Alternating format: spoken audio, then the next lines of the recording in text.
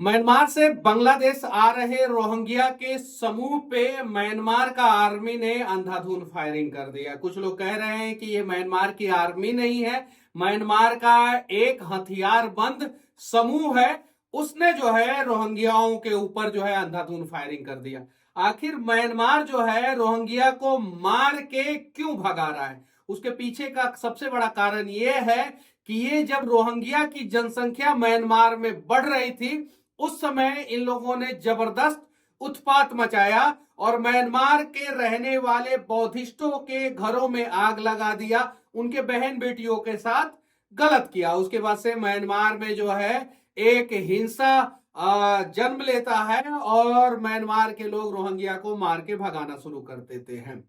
अब जब म्यांमार से रोहिंग्या को भगाया जाता है तो वो लोगों के पास ऑप्शन रहता है कि या तो भारत आए या तो बांग्लादेश या समुद्री रास्ते से जो है वो दूसरे देशों में चले जाए, जैसे थाईलैंड में, मॉरिशस में, मलेशिया में।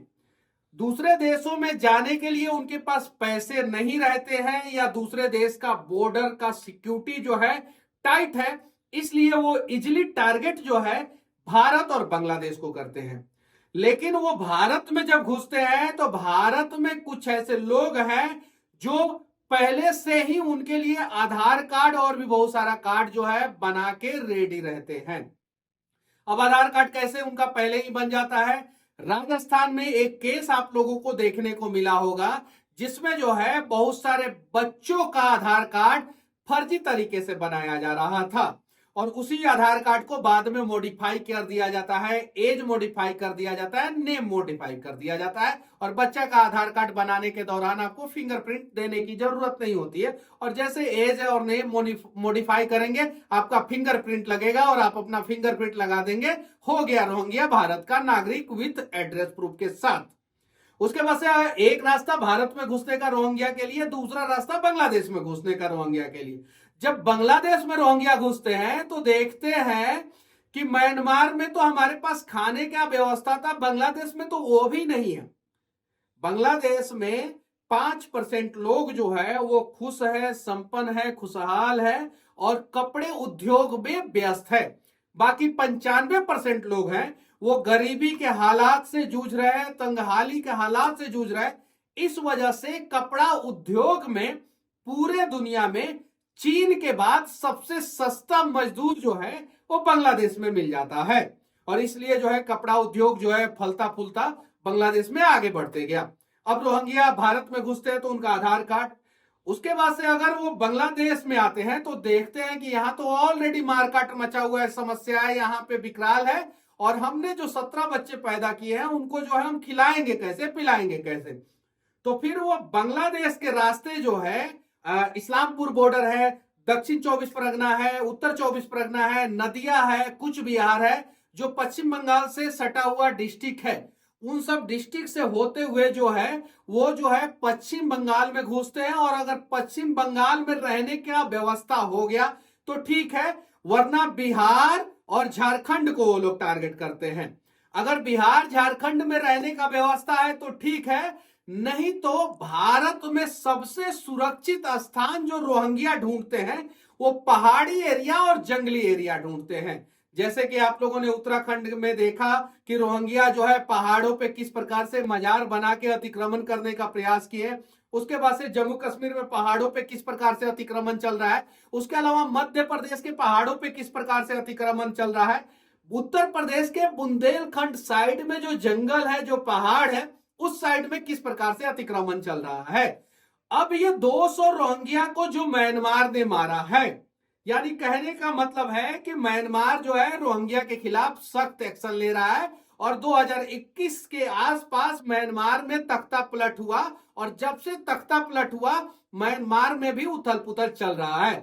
बांग्लादेश से ज्यादा उथल पुथल म्यांमार में वर्तमान समय में चल रहा है और म्यांमार के लोग जो है रोहिंग्या को टारगेट कर रहे हैं और रोहिंग्या के लिए वर्तमान समय में सबसे सेफ जगह अगर कोई है जहां पे इनको रोजगार, दाना पानी के साथ, नेशनलिटी के साथ जो है रहने का उचित व्यवस्था अगर मिल सकता है तो वो वर्तमान समय में भारत है। बांग्लादेश में वो लोग आने का प्रयास करते हैं, बॉर्डर पे मारे जाते हैं और अगर बांग्लादेश में घुसते हैं तो भूख से मारे जाते हैं। इसलिए इस समय लगभग 5 करोड़ से ज्यादा जो बाहर से अवैध तरीके से घुसे हुए लोग जो है भारत में हैं।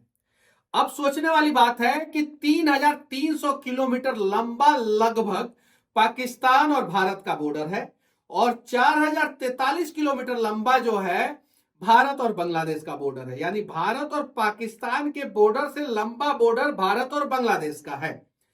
अब भारत पाकिस्तान के बॉर्डर में राजस्थान जो है वो पूरा सीधा है, समतल एरिया, रेतीला एरिया है, मॉनिटरिंग करना आसान हो जाता है। उसके बाद से गुजरात में भी मॉनिटरिंग करना आसान हो जाता है। पंजाब में भी समतल एरिया है, पाकिस्तान का जो बॉर्डर टच करता है वहां पे भी मॉनिटरिंग करना आसान हो जाता है। मॉनिटरिंग करना कहां पे मुश्किल होता है, जब जम्मू कश्मीर में जाते हैं तो जम्मू का भी कुछ एरिया जो है वो समतल है, वहां पे मॉनिटरिंग करना आसान हो जाता है। कश्मीर में समस्या होता है। अब कश्मीर में समस्या होता है तो पाकिस्तान से भारत में घुसता कौन है, आतंकवादी। उन्हें पता है कि भारत में घुसेंगे, मरेंगे नहीं तो मारेंगे। बस पाकिस्तान का कोई नागरिक जो है भारत में घुसने का प्रयास नहीं करता है, क्योंकि भारत में अगर पाकिस्तान का कोई नागरिक घुसेगा और पकड़ा जाएगा तो लाइफ टाइम जेल में उसको सड़ना पड़ेगा। जब पाकिस्तान से कोई लाइफ टाइम भारत में आता है तो लाइफ टाइम जेल हो जाता है उसको, अवैध तरीके से घुसपैठी बन के। तो फिर बांग्लादेश से और म्यांमार से रोहिंग्या और बांग्लादेशी आते हैं तो भारत में उसको जो है जेल में क्यों नहीं डाला जाता है? इसके पीछे का सबसे बड़ा रीजन है वोट बैंक। और ये वोट बैंक इतना खतरनाक है कि इसी के वजह से जो है सलमान खुर्शीद ने कहा कि बांग्लादेश जैसा स्थिति जो है भारत में भी हो सकता है। सलमान खुर्शीद ने कहा तो उनके ऊपर कोई कार्रवाई नहीं, कहीं जेल में नहीं गए। लेकिन उत्तर प्रदेश के 2 युवक ने सेम बात कहा। हालांकि सलमान खुर्शीद ने भी गलत कहा और उत्तर प्रदेश के 2 युवकों ने सोशल मीडिया पे जो पोस्ट किया उन लोगों ने भी गलत किया। तो उत्तर प्रदेश के दोनों युवकों को जेल हो जाता है। यानी कहने का मतलब है कि अगर आपके पास पॉलिटिकल पावर है, पैसा है, तो आप सेम अपराध में बच जाएंगे और दूसरा आदमी जेल चला जाएगा। ये जो 2 लोग उत्तर प्रदेश में पोस्ट किए थे बांग्लादेश के समर्थन में, उन्हें भी जेल होना चाहिए और सलमान खुर्शीद को भी जेल होना चाहिए। अब इस प्रकार का स्टेटमेंट से मनोबल किसका बढ़ता है? मनोबल बढ़ता है रोहिंग्याओं का, बांग्लादेशियों का। जिस प्रकार से हम लोग जो है पाकिस्तान के क्रिकेटरों का, पाकिस्तान के लोगों का वीडियो सोशल मीडिया के माध्यम से देख लेते हैं, वैसे ही रोहिंग्या और बांग्लादेशी भारत के नेताओं का वीडियो सोशल मीडिया के माध्यम से देख लेते होंगे, जहां पे बांग्लादेशी का विरोध में कम और सपोर्ट में ज्यादा वीडियो बनता होगा। और जब सपोर्ट में वीडियो बनता होगा या न्यूज चैनल अखबारों पे जो है वो खबरें छपती होगी, न्यूज चैनलों पे जो है खबरें आती होगी, तो उनका मनोबल बढ़ता होगा कि भारत में तो हमारे लिए पूरा व्यवस्था है। और पूरा स्टेप वाइज स्टेप बताया जाता है कि कैसे बांग्लादेश से कुछ लोग आके जो है झारखंड में जमाई टोला बनाते हैं। जमाई मतलब होता है दामाद, यानी बांग्लादेश से आए हुए लोग अपने आप को झारखंड का दामाद समझते हैं और झारखंड के आदिवासी लड़कियों से शादी करते हैं और कहते हैं हम यहाँ के दामाद बनेंगे। इस वजह से जो है झारखंड में एक जगह पे उन लोगों ने जमाई टोला बनाया है। ऐसा अखबारों और नेताओं के स्टेटमेंट में हम लोगों को देखने को मिला। झारखंड सरकार इस पे क्या कर रही है, अब झारखंड सरकार बताए। अब जो 200 लोग म्यांमार के बॉर्डर पे मारे गए हैं, जो रोहिंग्या लोग मारे गए हैं, अब उससे जो है रोहिंग्याओं में म्यांमार में और भगदड़ मचेगा। और जब और भगदड़ मचेगा तो वो और जो है घुसपैठी के रूप में भारत में घुसने का प्रयास करेंगे। अब भारत के बॉर्डर की सुरक्षा की जिम्मेवारी किसकी है वो बताने की जरूरत नहीं है, आप सभी को पता है। अब जब बॉर्डर की सुरक्षा की जिम्मेवारी जो है वो सेना और पैरामिलिट्री की है, तो बॉर्डर को सिक्योर करने की जिम्मेवारी भी सेना और पैरामिलिट्री की है।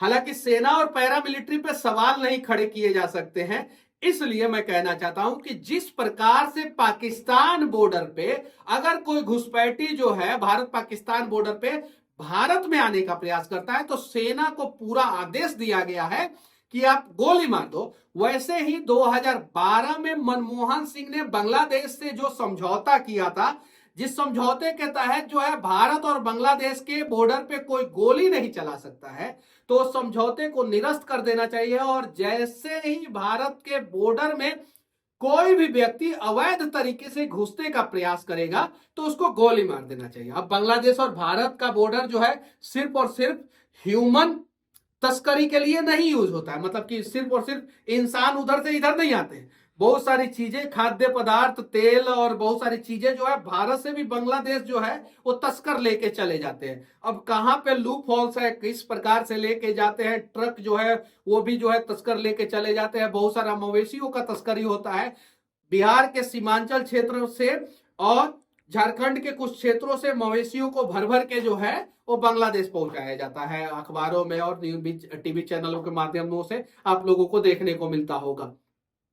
अब यहां पे निष्कर्ष ये निकलता है कि अगर भारत को सुरक्षित करना चाहते हैं, जैसे कि सुप्रीम कोर्ट के चीफ जस्टिस जो बांग्लादेश के थे, उनको जो है 45 मिनट के अंदर अंदर इस्तीफा देना पड़ा, और जब चीफ जस्टिस ने इस्तीफा दे दिया तो साथ में 5 चीफ जस्टिस से नीचे के, यानी वो भी सर्वोच्च न्यायालय के जो है वो सीनियर ही जज थे, लेकिन चीफ जस्टिस से नीचे के 5 जजों ने इस्तीफा दिया। अब भारत को इससे सीखने की जरूरत यह है कि जो सलमान खुर्शीद कह रहे हैं कि बांग्लादेश जैसा माहौल भारत में भी बन सकता है, तो पहले जो है इस प्रकार के लोगों का फन कुचला जाए। दूसरा, पाकिस्तान बॉर्डर पे जिस प्रकार से शूट एट साइट का जो है आदेश है, और आर्मी जो है कभी भी गोली चला सकती है अगर कोई घुसपैठी दिख जाए, तो वैसा ही आदेश बांग्लादेश के बॉर्डर पे और म्यांमार के बॉर्डर पे हमें देना चाहिए। अगर नहीं देंगे तो भारत में क्या होगा क्या नहीं होगा, ये सवाल तो भविष्य के ऊपर हम लोग छोड़ दिया जाए। लेकिन मणिपुर का हिंसा किन लोगों ने किया था ये आप सभी को पता है। म्यांमार से घुसे हुए दंगाई जो ड्रग्स का तस्करी और चरस की खेती के वजह से पूरे मणिपुर को हिंसा की आग में जला दिए, एक राज्य को हिंसा की आग में जलाए हैं आज। कल को जो है भारत का कुछ और राज्य भी अगर वर्तमान समय में हम लोग नहीं सुधरे तो उस हिंसा के आग में झुलस सकता है। इसलिए मैं कहना चाहता हूं, भारत सरकार से हाथ जोड़ के विनती करना चाहता हूं कि पाकिस्तान बॉर्डर पे जिस प्रकार से भारतीय सेना और भारत के पैरामिलिट्री फोर्सेस को ये पूरा खुला छूट है कि आप जो है घुसपैठी को देखते ही गोली मार दो, उस प्रकार से बांग्लादेश और म्यांमार बॉर्डर पे भी भारतीय सेना और पैरामिलिट्री फोर्सेस को खुला छूट होना चाहिए। साथ ही साथ प्रॉपर फेंसिंग, इजराइल वाली टेक्नोलॉजी, जो प्रॉपर फेंसिंग, और अगर इजराइल वाली टेक्नोलॉजी का नहीं इस्तेमाल कर सकते हैं तो जो राजस्थान में, गुजरात में, पंजाब में जो प्रॉपर फेंसिंग हुआ है सीमा पे दोनों साइड से, और इस साइड से जो है पेट्रोलिंग के लिए पूरा रोड बना है, तो प्रॉपर फेंसिंग की व्यवस्था की जाए। हालांकि जो कंडीशन है, जियोग्राफिकल कंडीशन है बांग्लादेश और म्यांमार बॉर्डर का, वहां पे प्रॉपर फेंसिंग नहीं किया जा सकता, तो कुछ लाइट वेट जो तोप है जिसको ऊपर लेके जाया जा सकता है, जैसे कारगिल के युद्ध के दौरान लाइट वेट तोप को ऊपर लेके जाया गया, क्योंकि पाकिस्तानी आतंकवादी और पाकिस्तानी सेना पहले ही पहाड़ पे घुस के जो है ऊपर चढ़ गए थे। तो लाइट वेट तोप को जो है बॉर्डर पे तैनात किया जाए। कुछ जो है हेलीकॉप्टर से और ड्रोन से जो है वो जो है सर्वे बॉर्डर का सुरक्षा किया जाए, और सेना तथा पैरामिलिट्री फोर्सेस को खुला छूट दिया जाए कि जहां भी बांग्लादेशी या रोहिंग्या भारत में घुसे गोली मार दो। और अगर जिस प्रकार से म्यांमार ने 200 लोगों को गोली मारा, भारत अगर 200 घुसपैठियों को गोली मार दे बॉर्डर पे, बांग्लादेश और म्यांमार के बॉर्डर पे, अगले दिन से कोई भी घुसपैठी भारत में नहीं घुसेगा। और वर्तमान समय में 5 करोड़ से ज्यादा घुसपैठी भारत में है, उनकी जांच की जाए और उन्हें उनके देश वापस भेजा जाए। और अगर वो वापस नहीं जा सकते हैं तो समुन्द्र के किनारे किसी टापू पे जो है ना जेल बना के उनको जेल में ठूस दिया जाए। बाकी मेरा ये प्रयास, और बांग्लादेश में जो हिंसा फैला है, म्यांमार में जो रोहिंग्याओं के ऊपर जो है म्यांमार का जो हथियारबंद ग्रुप ने जो है अटैक करके 200 लोगों को मार दिया है, इन सब चीजों के बारे में आप लोगों का क्या राय है कमेंट करके जरूर बताना।